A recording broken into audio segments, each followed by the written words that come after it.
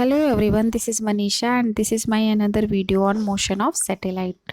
Last video में हमने बात किया था orbital speed of satellite, time of revolution of satellite और एंड जियो स्टेशनरी सैटेलाइट और क्वेश्चन भी से भी कुछ डिस्कस किए थे। अब इस वीडियो में मैं बात करूँगी total energy and binding energy of satellite. Okay, total energy को समझने के लिए हम देखते हैं कोई भी सैटेलाइट, मान लीजिए ये अर्थ है और यहाँ पे एक सैटेलाइट है और इस तरीके के ऑर्बिट में ये रिवॉल्व कर रहा है। ठीक, तो जब सैटेलाइट रिवॉल्व कर रहा है तो इसके जो रिवॉल्यूशन के मोशन की वजह से इसमें क्या होगी, काइनेटिक एनर्जी होगी।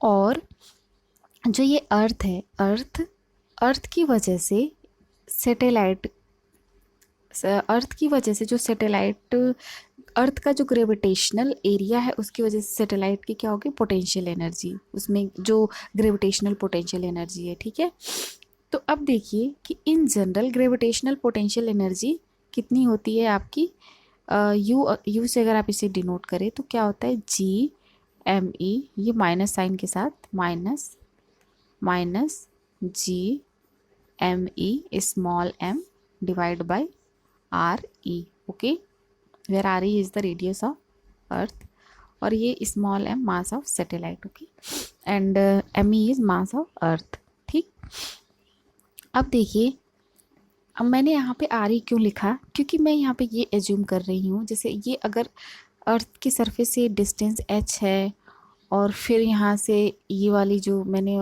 जो लास्ट वीडियो बनाया था उसमें ये कहा था कि ये जो डिस्टेंस है वो आर है और ये क्या है, अर्थ की रेडियस है। ठीक है, ये आर ई। लेकिन मैं क्या एज्यूम कर रही हूँ यहाँ पे अभी कि अगर ये अर्थ की रेडियस काफ़ी बड़ी है इन कंपेरिजन टू सरफेस से जो उसकी डिस्टेंस है उससे। ठीक, तो यहाँ पे एच को नेग्लेक्ट करते हुए जो ये आर है उसको आर ई ही लिख दे रहे हैं। ठीक है, अब देखिए यहाँ पे कि जो काइनेटिक एनर्जी इन जनरल क्या होती है, काइनेटिक एनर्जी इन जनरल होती है हाफ एम वी नॉट का स्क्वायर। ओके, अब इस काइनेटिक एनर्जी को हम कैसे लिख सकते हैं, in term of G M E, मतलब gravitational constant and mass of earth and R E के रिस्पेक्ट में। देखिए, मैंने लास्ट वीडियो में डिस्कस किया था कि जब सैटेलाइट रिवॉल्व कर रहा होगा अर्थ के अराउंड, तो फिर क्या होगा कि सैटेलाइट एक फोर्स एक्सपीरियंस करेगा टुवर्ड्स द सेंटर और वो कितना होगा, एफ सी, सेंट्रीपिटल फोर्स, और ये फोर्स इक्वल होगा अर्थ जो सैटेलाइट पे फोर्स लगाएगी, ग्रेविटेशनल फोर्स। ठीक है, एफ जी के बराबर होगा। तो यहाँ पे भी वैल्यू कितनी आई थी, एम वी नॉट का square divide by R equals to G M E M divide by R square. Okay, अब ध्यान दीजिए यहाँ पर कि आर जो है यहाँ पे मैं क्या एज्यूम कर रही हूँ कि आर ई ही है। ठीक है ना, आर की वैल्यू कितनी है, आर ई है, क्योंकि वो सरफेस से डिस्टेंस बहुत कम है। ठीक, तो यहाँ पे आर ई पुट करते हैं और यहाँ पे आर ई स्क्वायर। अब यहाँ से देखिए एम वी नॉट अगर आप कैलकुलेट कर लेंगे तो कितना आ जाएगा आपका, M V naught square equals to आपका आ जा रहा है यहाँ पे कि एम वी नॉट का स्क्वायर। अब देखिए यहाँ पे एम वी नॉट का स्क्वायर हो जाएगा आपका M G M E M divide by आपका आर ई। ओके, सो अब इस वैल्यू को यहाँ पे अगर काइनेटिक एनर्जी के एक्सप्रेशन में आप पुट कर देते हैं तो काइनेटिक एनर्जी कितनी हो जाती है आपकी, G M E M divide by 2 R E. Okay, यहाँ तक तो समझ आ गया होगा। अब देखते हैं कि हमने क्या किया, टोटल एनर्जी की बात की। टोटल एनर्जी को अगर मैं ई से डिनोट करूँ यहाँ पे, ई इक्वल्स टू क्या हो जाएगा आपका, ई इक्वल्स टू हो जाएगा काइनेटिक एनर्जी के प्लस पोटेंशियल एनर्जी यू। ये इक्वल्स टू कितना हो जाएगा आपका, minus G M E M divide by R E plus, यहाँ पे मैंने पोटेंशियल एनर्जी को पहले लिखा है तो यहाँ पोटेंशियल ही कर देती हूँ, यू प्लस के। ओके, अब देखिए यहाँ पे G M E M 2 R E. Okay, यहाँ पे ऐसे हो गया। अब इसकी वैल्यू आपकी कितनी आ जाएगी यहाँ से, minus G M E M divide by R E, ठीक है, 2 आर ई 2। ओके, अब देखिए यहाँ पे क्या आप देख रहे हैं कि जो टोटल एनर्जी आ रही है वो आपकी कैसी आ रही है, सैटेलाइट की नेगेटिव आ रही है। अब इस नेगेटिव एनर्जी का मतलब क्या है, ठीक, तो इस नेगेटिव एनर्जी का मतलब यही है कि अगर सैटेलाइट इन्फिनाइट पर पहुंच जाता है तो उसकी जो एनर्जी होगी, पोटेंशियल एनर्जी और काइनेटिक एनर्जी कितनी हो जाएगी, ज़ीरो पर। जब सैटेलाइट इन्फिनाइट पर पहुंचेगा तो उसकी पोटेंशियल और काइनेटिक एनर्जी क्या हो जाएगी, ज़ीरो। यही ये नेगेटिव टोटल एनर्जी नेगेटिव आने का मतलब आपका यही है, ठीक। अब अगर हम बाइंडिंग एनर्जी की तरफ मूव करें और देखें तो सपोज करिए कि ये आपका सैटेलाइट है। मैं इस टोटल एनर्जी को एक बार यहाँ के देखिए ध्यान से, अभी मैं इस टोटल एनर्जी को यहाँ पे लिख दी हूँ।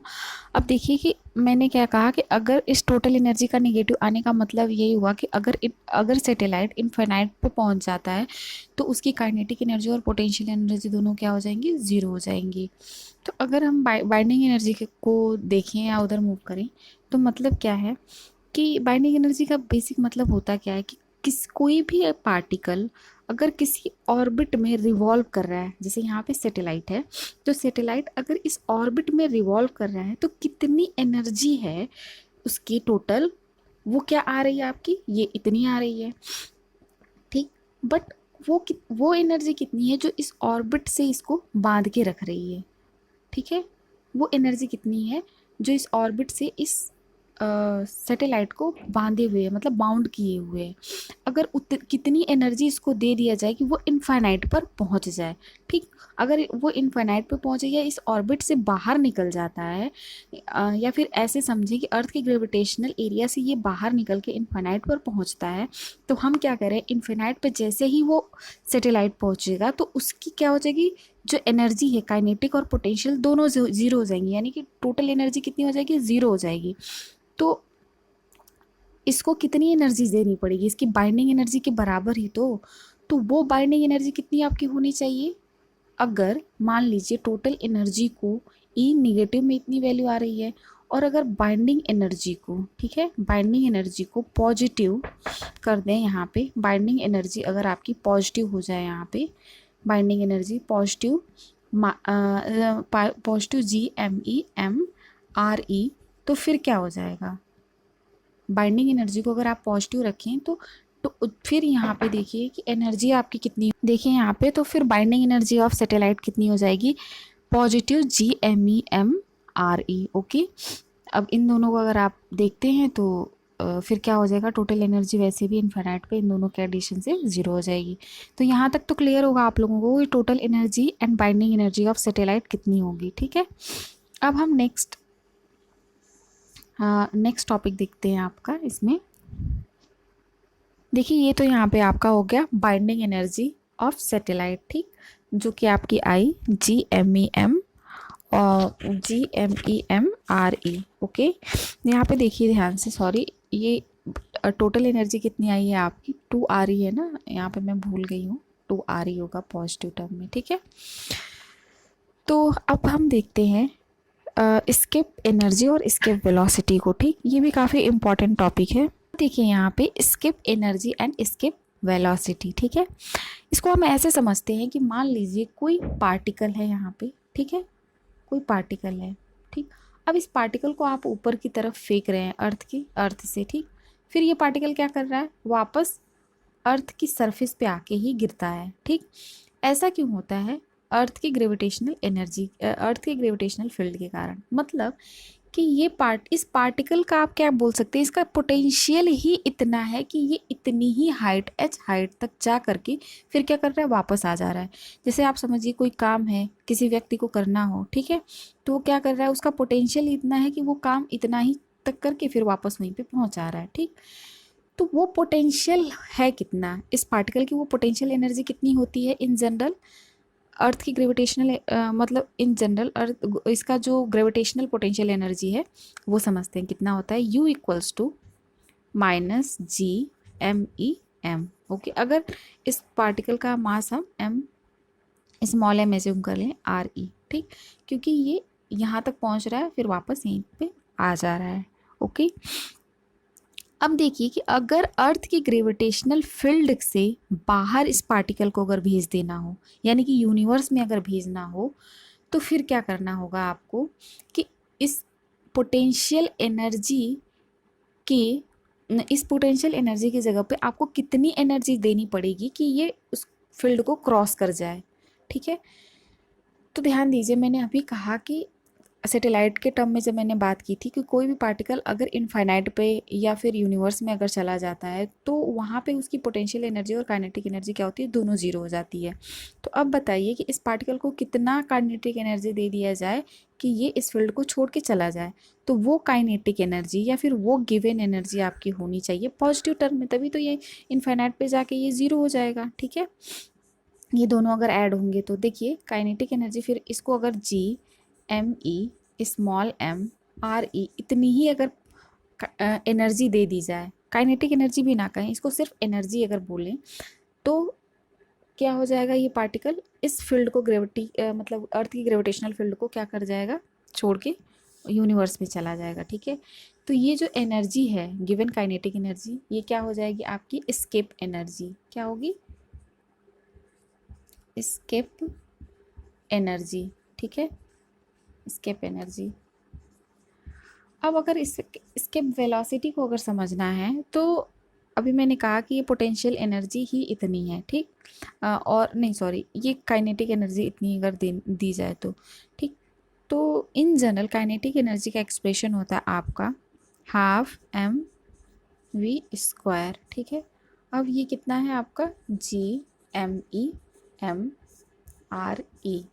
ओके, मैं एक मिनट इसको G M E M R E. Okay, अब यहाँ से अगर आप वेलोसिटी है यहाँ पे वी नॉट को अगर आप कैलकुलेट करेंगे तो ये वैल्यू कितनी आ जाएगी आपकी, root under 2 GME divide by R E. Okay, ये हो गया आपका जो वेलोसिटी, एस्केप वेलोसिटी, मतलब कि इस पार्टिकल को अर्थ की ग्रेविटेशनल फील्ड से बाहर निकालने के लिए इसको कितनी वेलोसिटी की ज़रूरत है, इतनी।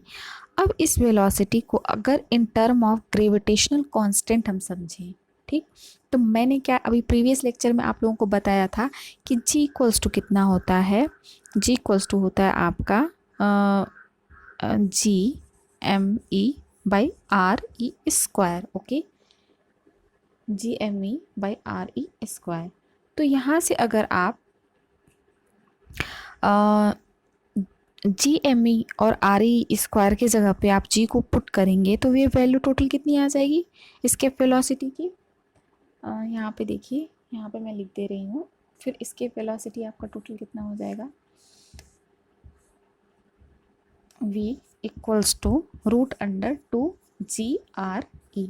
ओके, ये आपका हो जाएगा एस्केप वेलोसिटी, जिससे आप किसी भी पार्टिकल को यूनिवर्स में इतनी वेलोसिटी दे देंगे तो पहुंच जाएगा। ठीक है, अब एक और टर्म है कि ये कितनी होती है कैलकुलेट करने पे, इसका वैल्यू कितना आता है।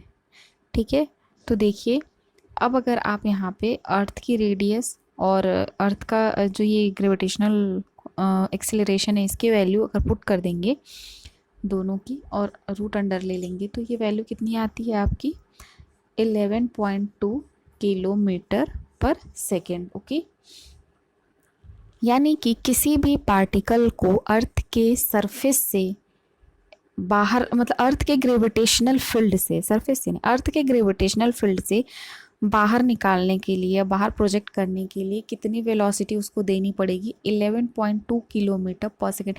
इतनी मिनिमम उसको वेलोसिटी देनी ही पड़ेगी। ठीक है, यही आपकी क्या है, इसके वेलोसिटी है। यहाँ तक तो क्लियर होगा।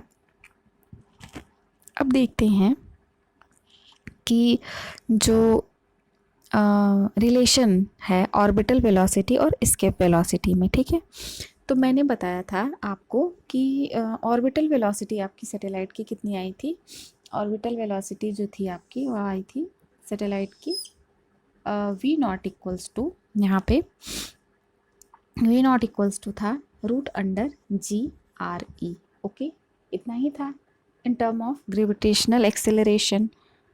ऐसा करती हूँ मैं थोड़ा सा लिख देती हूँ कि relation between escape velocity and orbital speed. देखिए यहाँ पे है relation between escape velocity and orbital velocity. ठीक है, मैंने अभी कहा कि एस्केप वेलोसिटी किसी भी पार्टिकल की कितनी होनी चाहिए, v equals to √2 g r e। ठीक है, तब वो ग्रेविटेशनल फील्ड को क्रॉस कर चल अर्थ के ग्रेविटेशनल फील्ड को क्रॉस कर जाएगा।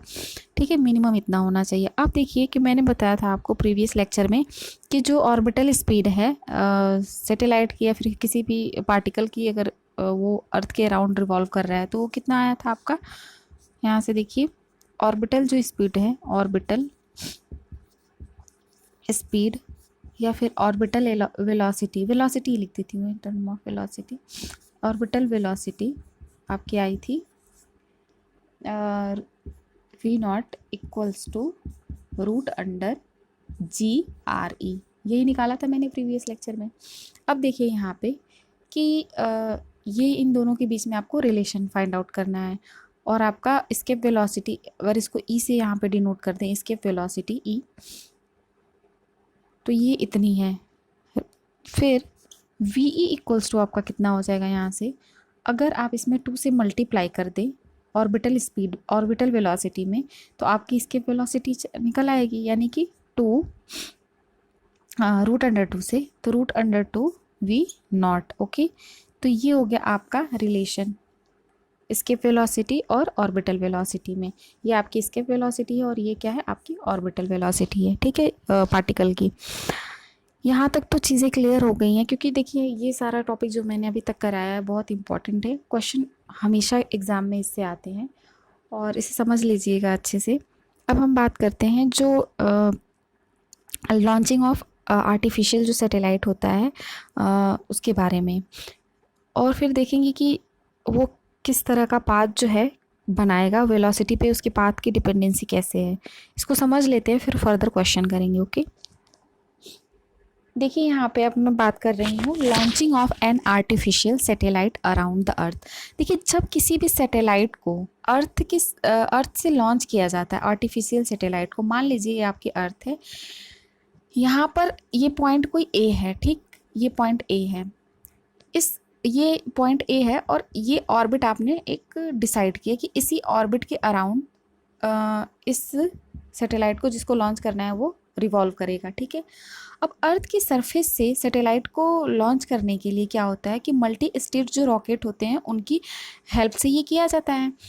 और अर्थ की सरफेस से जब रॉकेट लॉन्च किया जाता है तो वर्टिकल डायरेक्शन में यहाँ से ऐसे h जो हाइट है, यहाँ पर डिस्टेंस है जो ये ऑर्बिट की है यहाँ से अर्थ की सरफेस से, ठीक है, यहाँ पर पहुँचता है ये एक वर्टिकल डायरेक्शन में। इसको वेलोसिटी मतलब इतने सारे इक्विपमेंट लगे होते हैं कि फिर यहाँ से इसको ऐसे लॉन्च किया जाता है।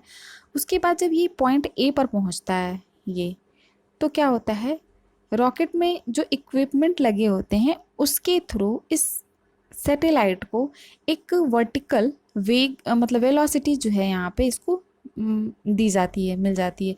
फिर ये सैटेलाइट क्या करता है, तब फिर ये इस तरह से रिवॉल्व करने लगता है इसके अर्थ के अराउंड इस ऑर्बिट में। ठीक, तो इस तरह से सैटेलाइट की जो होती है आर्टिफिशियल लॉन्चिंग होती है मल्टी स्टेज रॉकेट की हेल्प से। बहुत सारे और भी प्रोसेसेस है, मैं बहुत ब्रीफली देख रही हूँ इस चीज़ को। अब यहाँ पे देखिए, ब्रीफली मतलब बता रही हूँ आप लोगों को, बेसिक चीज़ें देखिए यहाँ पे कि क्या होता है। तो ये वेलोसिटी कितनी होगी जो यहाँ पर सैटेलाइट को दी गई है, ये वेलोसिटी कितनी होनी चाहिए इस पर्टिकुलर ऑर्बिट में रिवॉल्व करने के लिए। v0 इक्वल्स टू मैंने बताया था ऑर्बिटल वेलोसिटी कितनी होगी, √g(me)(re+h). ठीक है, अर्थ की यहाँ से ये सेंटर से रेडियस और ये जो हाइट है पूरा h। ओके, अब मैंने थोड़ी देर पहले ही डिस्कस किया आपसे इसके वेलोसिटी के बारे में।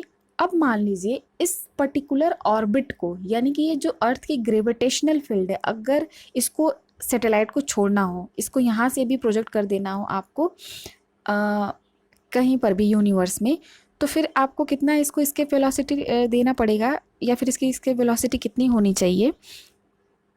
मैंने बताया कि वी जो होगी वो √2 v0 होनी चाहिए। ठीक, तो एस्केप वेलोसिटी यहाँ से आपकी कितनी हो जाएगी, v0 equals to √2 g GME/RE+H।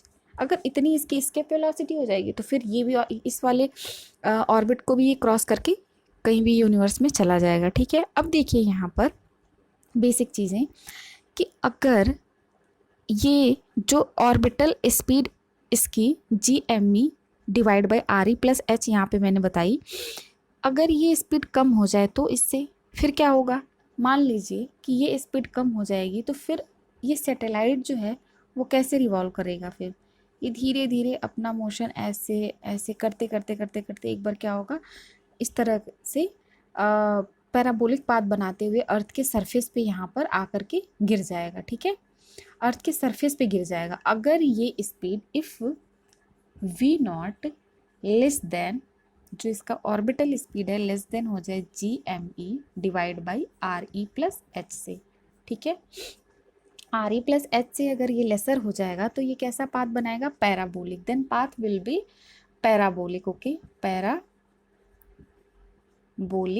और फिर क्या होगा, पैराबोलिक पाथ ये बनाते हुए क्या करेगा, गिर जाएगा अर्थ के सरफेस पे। ठीक, मान लीजिए इन केस अगर ये वेलोसिटी जितना भी आपने दिया V0 = √G/ME/RE+H,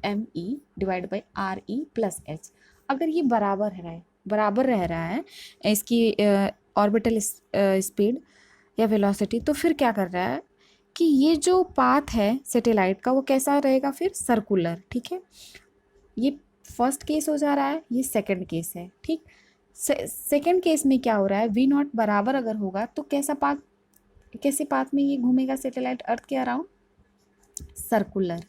ठीक है, सर्कुलर पाथ में, पाथ सर्कुलर होगा और ये ऐसे ऐसे सर्कल में रिवॉल्व करता रहेगा। ठीक, अब थर्ड केस अगर हम देखें कि मान लीजिए कि अगर जो सैटेलाइट है उसकी जो ऑर्बिटल स्पीड है वो किसके बीच में हो जाए, ये एस्केप वेलोसिटी और आपका जो ऑर्बिटल वेलोसिटी है इन दोनों के बीच में अगर हो जाए जो इसकी वेलोसिटी है, तो फिर ये कैसे पाथ में मूव करेगा सैटेलाइट अर्थ के अराउंड, तब ये एक इलिप्टिकल पाथ में मूव करेगा। ठीक है, देखिए यहाँ पे मैं लिख दे रही हूँ व्हेन, यहाँ पे आपका थर्ड पॉइंट यहाँ पे ऐसे करके मैं लिख रही हूँ, थर्ड पॉइंट है आपका व्हेन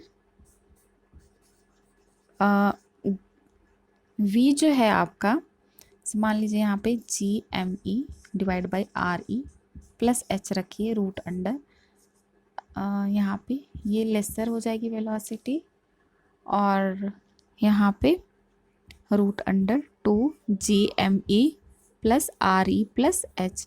तो यहाँ से क्या मतलब निकल रहा है कि अगर सैटेलाइट की वेलोसिटी जो है आपकी इन दोनों वेलोसिटीज़ के बीच में, ये ऑर्बिटल वेलोसिटी है और ऑर्बिटल वेलोसिटी से ज़्यादा है और एस्केप वेलोसिटी से कम है, यही तो मतलब है यहाँ पे। इफ़ स्पीड ऑफ सैटेलाइट और वेलोसिटी ऑफ सैटेलाइट किसके बीच में है, in between escape velocity and orbital velocity. Okay, अगर इसके वेलोसिटी से कम और ऑर्बिटल वेलोसिटी से ज़्यादा तो पाथ कैसा होगा आपका यहाँ पे, elliptical. Then path will be elliptical, path कैसा हो जाएगा, इलिप्टिकल। ठीक है, इलिप्टिकल। ओके, अब मान लीजिए कि अगर ये वेलोसिटी v ग्रेटर हो गई इस वेलोसिटी से, ठीक है, तब फिर क्या हो जाएगा, हाइपरबोलिक हो जाएगा पाथ, और उस केस में जो सैटेलाइट है वो अर्थ के ग्रेविटेशनल फील्ड से क्रॉस करके वो यूनिवर्स में कहीं भी चला जाएगा। ठीक है, तो यहाँ तक तो क्लियर हो गया। मैं एक चौथा जो है वो भी यहाँ पे लिख दे रही हूँ कि व्हेन, फोर्थ होगा आपका व्हेन जो ये स्पीड है या फिर velocity greater than escape velocity 2GME/RE+H, अगर ये इतनी हो जा रही है फिर पाथ कैसा होगा आपका, ये वाला पाथ आपका हो जाएगा हाइपरबोला। ठीक है, हाइपरबोला या फिर हाइपरबोलिक पाथ हो जाएगा। ठीक है, अब मैं ये चारों पॉइंट इसलिए यहाँ पे बताई हूँ कि होता तो फैक्ट यही है। और फिर क्वेश्चन एग्ज़ाम में क्वेश्चन कैसे आता है कि इसी तरह से आपका दे देगा, ये ऑर्बिटल स्पीड हो जाएगी, ये आपकी एस्केप वेलोसिटी हो जाएगी इस टर्म में, तो ये आपको इतना तो ध्यान रखना ही होगा।